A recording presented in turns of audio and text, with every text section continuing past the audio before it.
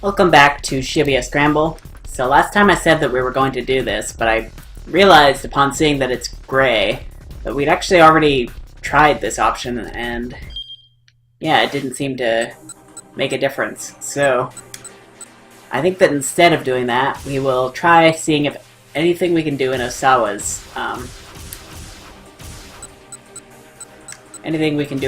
story can help us out. So, I don't know. Actually, come to think of it.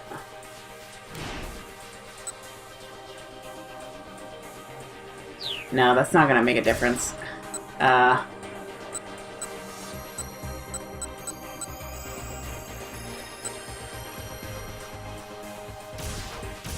don't know if there's much of anything that we can really do.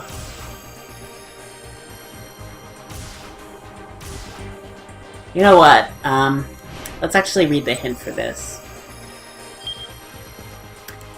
Chasing Yanagashita led Minorikawa to the wrong place at exactly the wrong time. This wouldn't have happened if Yanagashita hadn't run when he did.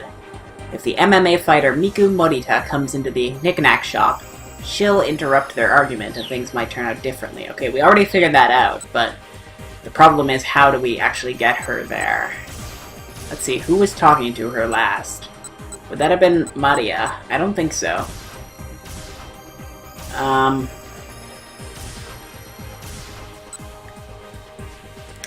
Let me just double check here.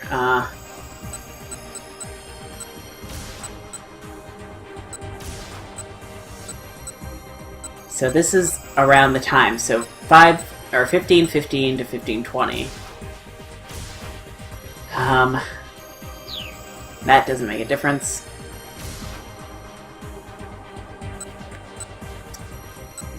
Okay, so we've got Miku here, but what can we do to get her to do something different?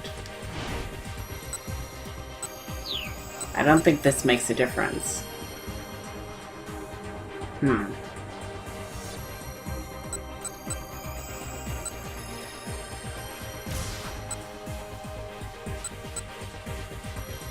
I mean, I guess we could just keep going with Osawa. That's like the closest, or the only really like available thing that we have with us right now. So we could try that, and then we'll see what our options are.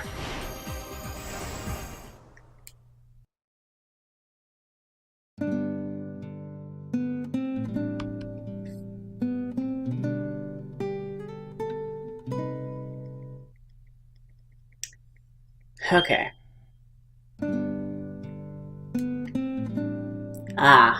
It occurred to Osawa that he'd never tried to tell anyone how he felt before. He'd never felt the need to. And yet right now, he suddenly felt that if his daughters were to appear before him, he might blurt out everything he'd ever left unsaid. It was a terrifying thought.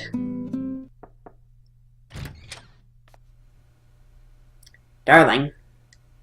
I opened the door and stepped into the room. The detectives are asking for you. Seems there's been a development. We'll be right there. Osawa and Kajiwara hurried out of the room. This is gonna be it. Okay, it's a keep out.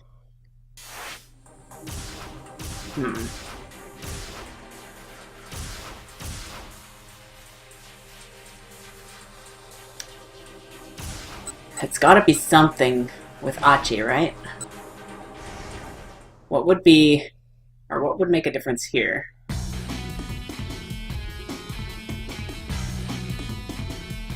Maybe if we caught the girl in his arms? Let's try this. Does that make a difference here? Not really. Does that make a difference here? No. But we'll see. Achi hurriedly caught the girl up in his arms.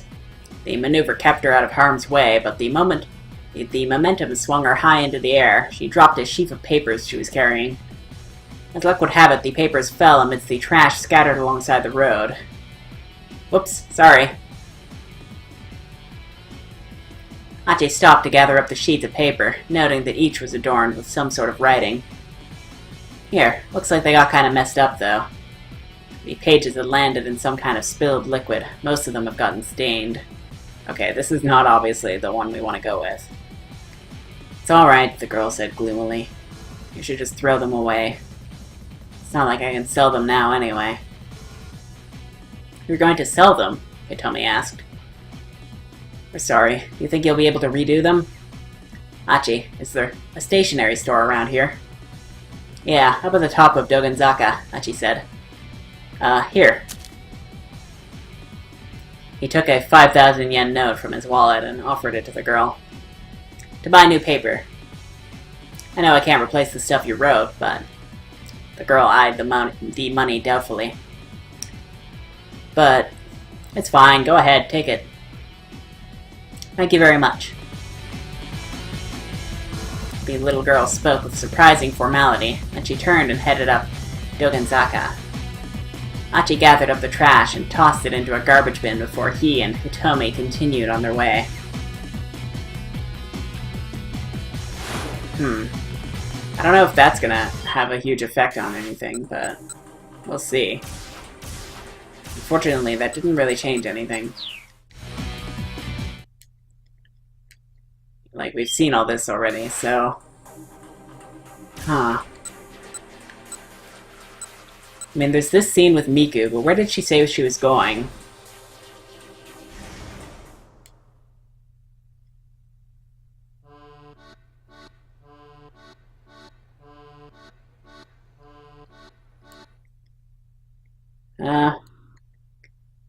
With a parting wave, Miku hops to her feet and heads off.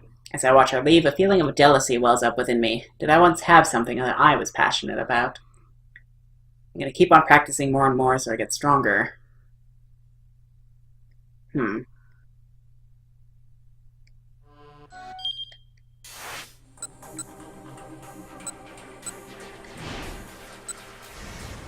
what did we do here?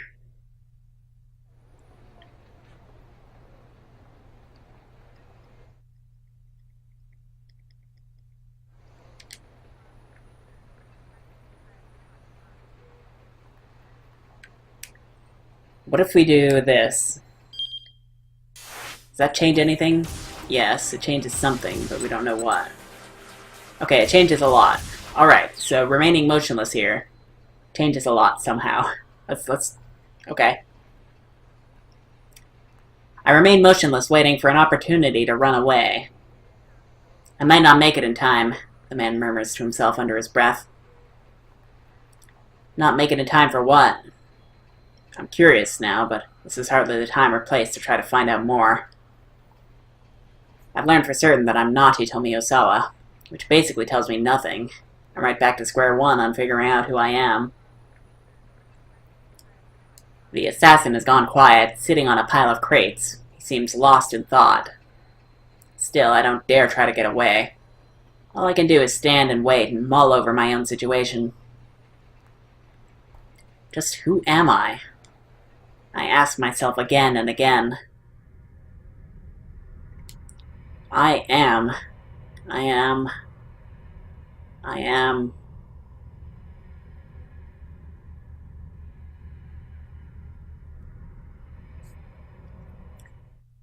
No, I have no business with you, the man finally says. Go. Don't worry. I won't follow you. I wonder if I can believe him. Maybe he's just trying to get me off my guard so he can shoot me in the back. Do not go to the police, or go back home, he continues. Lay low by yourself somewhere for a while. How long is a while? Till around sundown. This should all be over by then. It'll all be over. I have no idea what it is, but I decide not to pry in case he decides to change his mind. Okay, I'm gonna run away now. Sure. I take a slow step backward. I'm starting to turn away when he speaks up again. Before you go, I need to tell you one more thing. What's that? When you get your memories back, I'm sure you're going to hate me. And so I apologize in advance. Okay, I think I understand Tateno. Like, he is basically treating Hitomi as like a sacrifice for the greater good. Like, she has to die or else this virus gets out and kills everybody, is his, rationale behind all of his actions here. Of course, I have no idea what he's talking about, but it makes me even more uneasy. I truly am sorry. I've got no response for that, so I just give the man one last look before I turn and run.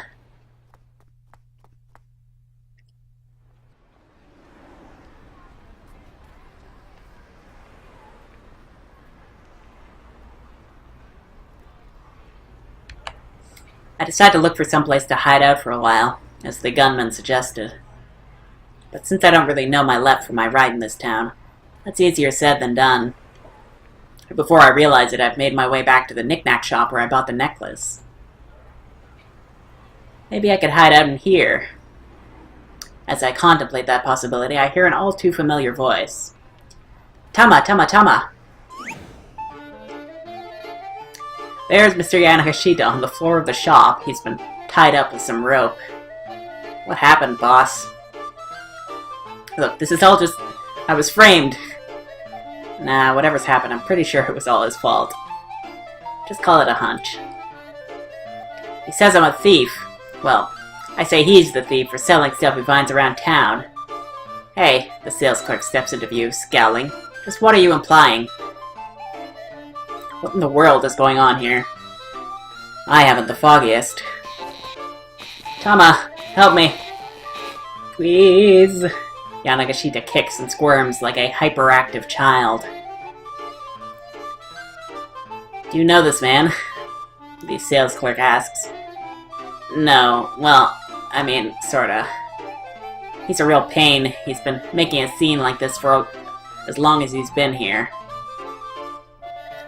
I find it hard to imagine a worse way to interfere with someone's business. I hate to ask, the clerk continues, but could you take him to the police for me? The police? Yeah. Oh, well, the police. Gunman did specifically warn me not to go to them.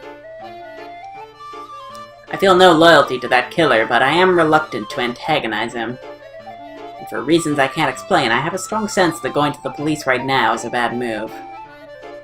But Mr. Yanagashita isn't privy to my thoughts, and he looks up at me with a hopeful gleam in his eye. Yeah, that'll work. Tama can take me to the police. And then we can put this all behind us. All's well that ends well, right? Well, sure. Feeling like I have no choice, I leave the shop with him.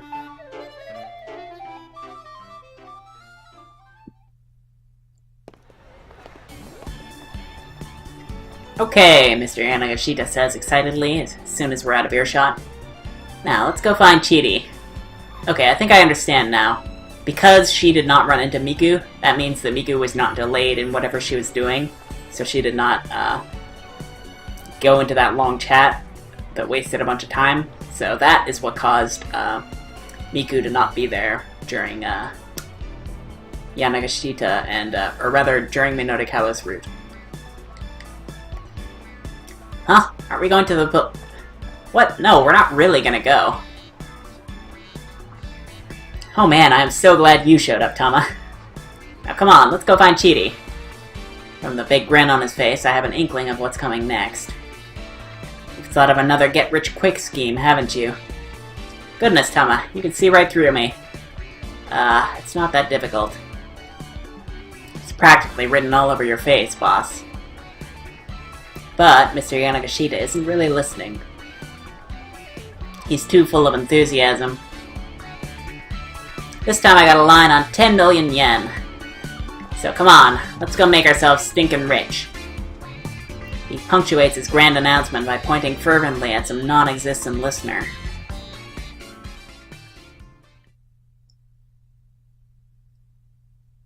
Several weeks later. Oh god. Whatever we did. Iron Stomach, a celebration of truly astonishing appetites.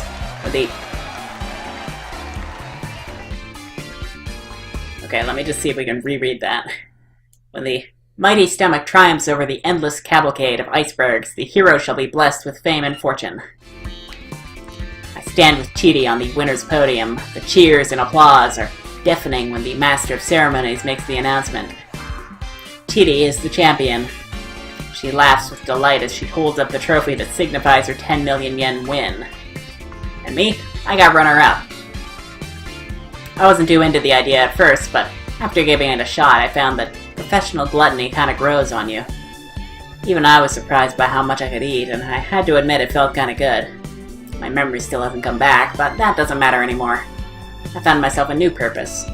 Okay, this might actually be an end rather than a bad end. Because there's a number of those, and we haven't gotten any yet, so... To steal Chidi's spot on the throne. That right there is now my greatest goal in life.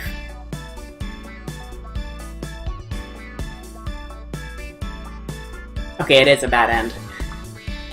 So, I guess the ends are actually probably a little more serious. Okay, so I have a good idea of what we should probably be doing here. We probably have to go back to Minorikawa and stop that from happening. So, first, we run to the knick-knack store.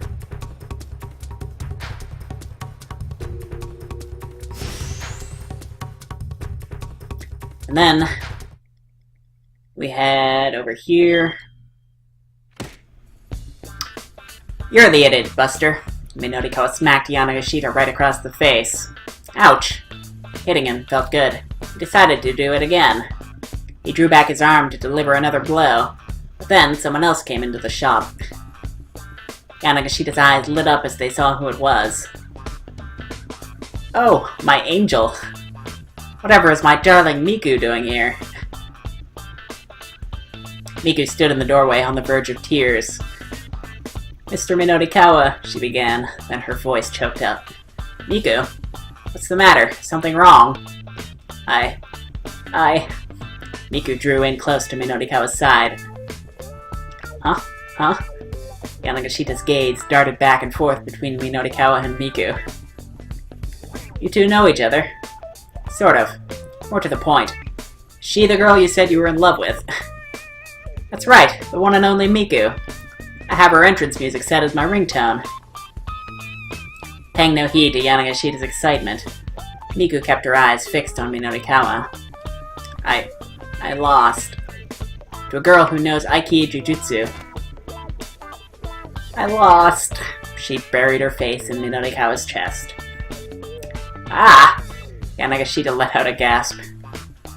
What's this about? What in the what is this all about? He seemed on the verge of panic. Mr. Minorikawa, I need to learn Aiki Jujutsu. I feel so ashamed.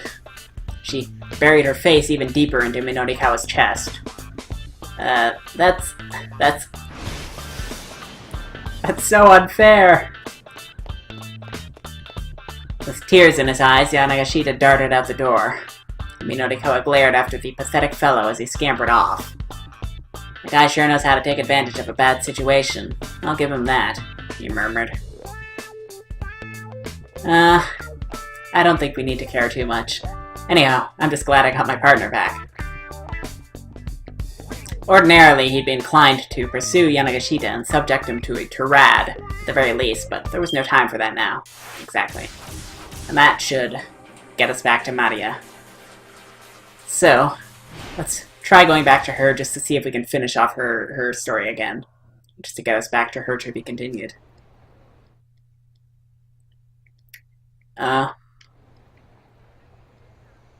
Okay, actually, this changes everything, so hold on. Yeah, actually, we can keep going with her, though. But we've seen this before.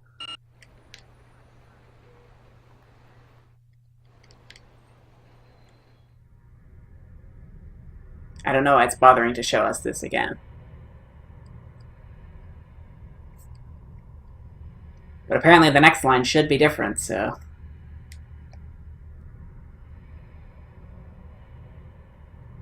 Tama! Tama! I am... Tama? Hitomi? Tama Hitomi? None of the above. No, yeah, you're none of those, but let's try going with Tama for now. I was just about to save, but there's no point in this game. Tama? I turn at the sound of an exuberant voice and see Mr. Yanagashita running my way, flailing his arm in a friendly greeting. I swear this guy could wind up banished to the pits of hell and he'd still give it his all, day in and day out. Oh, thank goodness. It is you, Tama. I knew it. The man with the cane grumbles something incoherent, then holsters his gun and flees the scene. Huh? Now you're with some middle-aged guy. You look so sweet and innocent, but I guess you kinda get around, huh? Boss, nice timing. I do a little fist bump. Whatever he's doing here, I'm glad he drove off that guy with a gun. What are you so happy about? Yanagashita gives me a puzzled look. But he's promptly distracted by his own excitement. Well, anyway, never mind that, Tama. He shifts down to a conspiratorial whisper. You know, I'm such an idiot. I can't believe I was in such a tizzy over some silly scratch card from a magazine. I can tell he has news he's itching to tell me. Did something happen? Well... He brings his hand to his mouth and giggles unsettlingly. I had a great little idea. A great way to strike it rich.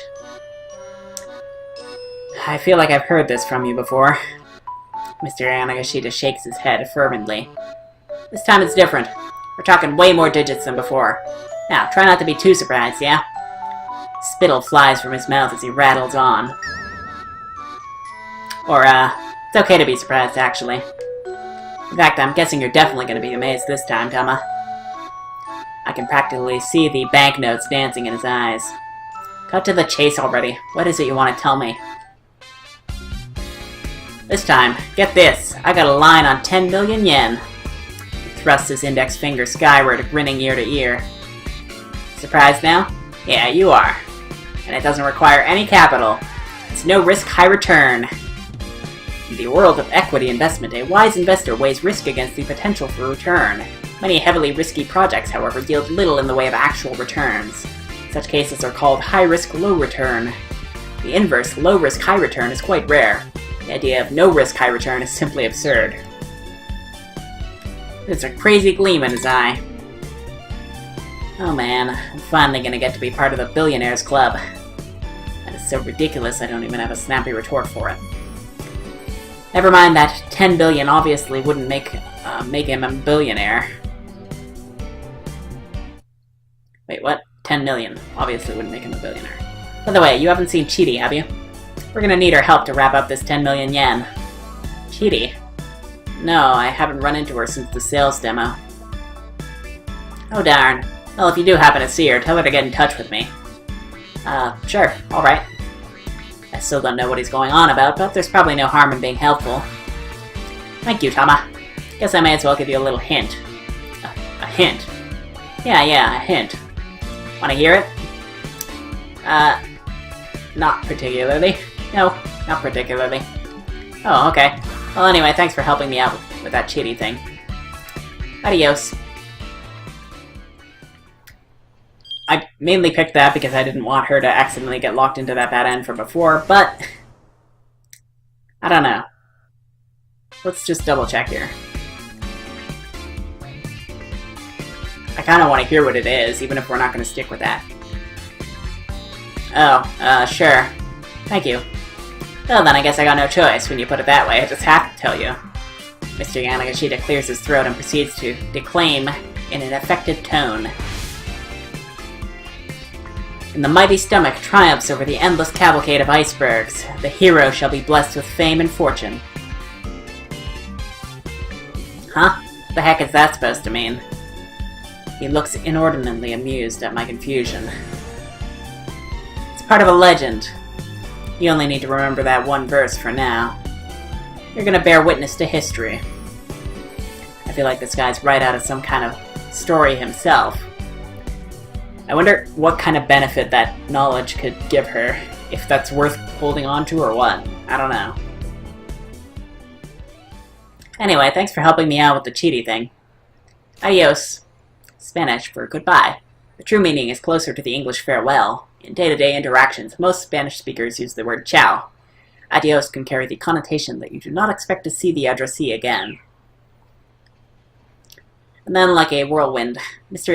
Yanagashita zooms away, leaving me alone in the alley. Whew. Suddenly I feel totally exhausted. I let out a sigh and drop my eyes, and that's when I notice a notebook on the ground at my feet. Did the assassin drop this? I pick it up and look inside. There's a photograph tucked inside the back cover. It shows 3 young people, 2 boys and a girl.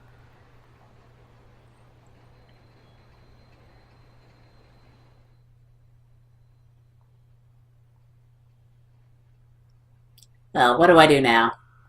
If I go to the police, how would I even explain the situation? I can see it now. There's this killer out there, and he's after this person named Hitomi Osawa. And the police would be like, who is that, and who exactly is after her? Actually, we've seen all this before. Or we've seen that specific line before. What am I supposed to do? I hang my head at a total loss. The necklace around my neck sways idly to and fro.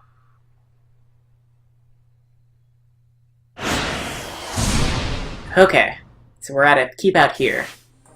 There must be somebody who can jump to her.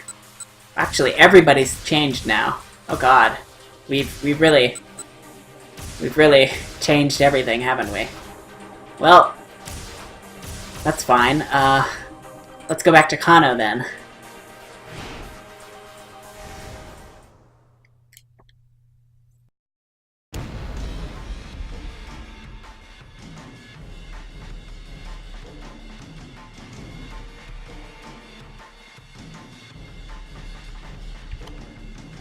Suddenly, a boom as loud as cannon fire shook the area.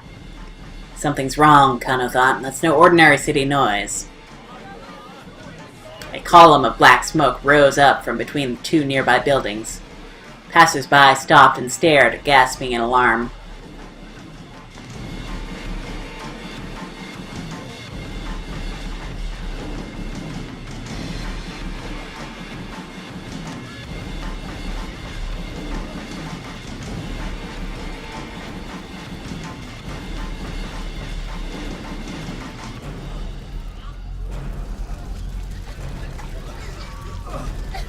Then Kano saw flames. This hadn't been an accident. Someone had set off an explosion. Several people were on the ground nearby, evidently injured by the detonation. Mr. Minorikawa! Mr. Minorikawa! A high school-aged girl was crying, clinging tightly to a man who'd been caught in the blast. Oh, maybe having her nearby will actually save him. Kano recognized her as the girl he talked to earlier during the traffic jam. The man looked like he might still be alive. Kano hurried over to them. Police, he announced. Blood was streaming from the man's mouth. He'd clearly suffered some internal damage.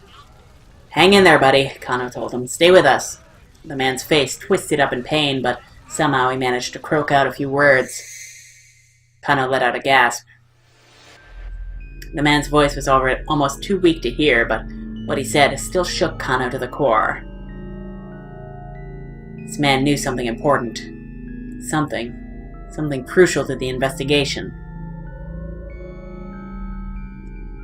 Rescue vehicles arrived on the scene, and the wounded man was promptly loaded onto a stretcher. When he was placed inside the ambulance, Kano flashed his badge at the paramedics and got in alongside him. I don't know, I feel like this is a dead end, and we're probably going to have to stop Minorikawa from getting into this position altogether. The man had already fallen unconscious. Kano didn't know when he'd wake back up, but he knew he needed to hear what the guy had to say. He sensed that this stranger was the key to unlocking the entire case. But though Kano kept a lonely vigil, the man never woke again. The antiviral that had been given to Hitomi, the blue minivan Alcarawan told Hitomi to look for, and now the minivan exploding. Kano was sure this man had known how all of these tied together. No, he really did not. But now the key to solving the case was gone for good.